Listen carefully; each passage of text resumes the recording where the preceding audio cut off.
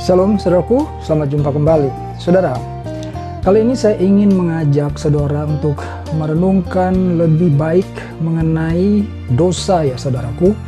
Sebab kalau orang tidak paham betul apa yang dimaksud Allah mengenai dosa di dalam kitab suci, di dalam Alkitab kita, maka mustahil juga orang itu akan dapat menghargai atau memaknai dengan benar mengenai keselamatan. Ya, kita harus paham betul apa itu dosa yang dimaksud Allah di dalam Alkitab, agar supaya kita dapat menghargai dengan benar mengenai keselamatan itu, saudaraku. Ya, sebab barangkali ada di antara kita yang beranggapan dosa itu sama seperti kesalahan biasa saja, saudara ya. Kesalahan biasa gitu. Padahal di dalam Alkitab, dosa itu sesuatu yang fatal, saudaraku. Ketika Adam dan Hawa jatuh di dalam dosa, akibat yang mereka terima itu adalah mereka dikutuk, saudaraku. Dikutuk, diusir dari Taman Eden. Nah, kalau manusia hari ini berdosa, mereka juga tidak akan masuk dalam kerajaan surga, tetapi tempat mereka ada di dalam api neraka, saudaraku. Ya, dan dosa ini adalah sesuatu yang sangat menjadi fatal di dalam hubungan manusia dengan Allah. Saudara bisa bayangkan, Nabi Nuh, ya, ini adalah keturunan ke-9 daripada Adam, ya, keturunan ke-9. Dan di saat itu, di zaman Nuh ini, Allah membinasakan manusia dan seluruh makhluk yang ada, saudara. Ya, hanya Nuh dan keluarganya dan pasangan hewan yang sudah ditetapkan oleh Allah yang selamat pada kala itu. Bahkan di dalam Matius 24 ayat 37, peristiwa itu diingatkan kembali. Ya, dikaitkan dengan kedatangan Yesus, bahwa kedatangan Yesus itu sama seperti kejadian pada masa Nuh, ya, mengalami air bah, ya, di mana manusia pada saat itu hidup tidak mengenal kebenaran, saudaraku, ya, berpesta pora, kawin mengawin, ya, hidup sesuka hati, tidak mengenal kebenaran, sehingga datang penghukuman Allah itu. Ya, membinasakan seluruh makhluk, manusia dan hewan, baik yang ada di darat maupun yang ada di udara. Nah, di dalam Roma 6 ayat 23 dikatakan di sana bahwa upah dosa itu adalah maut. Kata maut ini kalau di dalam terjemahan bahasa Inggrisnya, di dalam King James Version, diambil kata death, ya. Jadi maut itu death artinya kematian.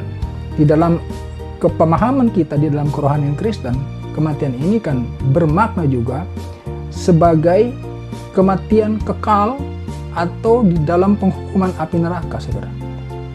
Ya, mati dalam arti kita tidak hidup di dalam sukacita Allah, tetapi di dalam penderitaan. Nah, itulah sebabnya kita perlu tahu bahwa dosa itu bukan perkara remeh-temeh, ya, bukan kalau saudara melakukan kebohongan itu saudara anggap itu cuma dosa biasa. Setiap dosa itu mengandung kutuk di dalamnya, saudara. Dan kutuk itulah yang membuat kita terpisah dengan Allah, menjadi manusia yang tidak layak, saudara. Oleh karenanya itu, jangan kita meremehkan dosa, ya. Jangan berbohong itu dianggap seperti hal biasa saja, ya. Apapun yang terkait dengan dosa, ya, itu semua adalah hal yang harus kita seriusi, saudara. Ya. Jadi jangan kita lagi menganggap bahwa kesalahan-kesalahan yang kita buat itu yang menghasilkan dosa itu hanyalah sebuah kesalahan biasa. Kalau seperti itu cara kita memandang mengenai dosa, maka sudah pasti saudara tidak menghargai penderitaan Yesus di kayu salib. Kematian Yesus di kayu salib juga bukan perkara remeh-temeh, itu bukan sandiwara. Ya, dia itu Allah. Mengambil rupa seperti manusia, menderita sedemikian rupa demi untuk menebus dosa kita. Kalau saudara mengambil posisi Yesus di kala itu, pasti tidak akan sanggup. Karena penderitaan yang dialami Yesus itu sangat sungguh luar biasa.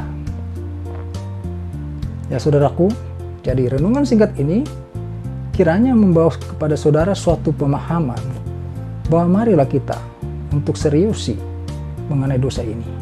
Ya, jangan kita menganggap kesalahan-kesalahan yang kita buat itu hanya sesuatu yang biasa, saudara.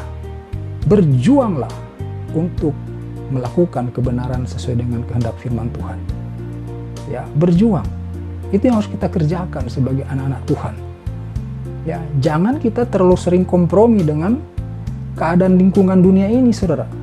Ya, karena dunia ini sedang menuju kepada kebinasaan. Kalau saudara kompromi, saudara bersama dengan dunia ini dalam kebinasaan. Oleh karenanya, renungan ini kiranya mengingatkan kita lagi untuk mari kita teguh, taat, berjuang di dalam kebenaran firman Tuhan. Demikian renungan ini kiranya memberkati saudara. Haleluya. Amin.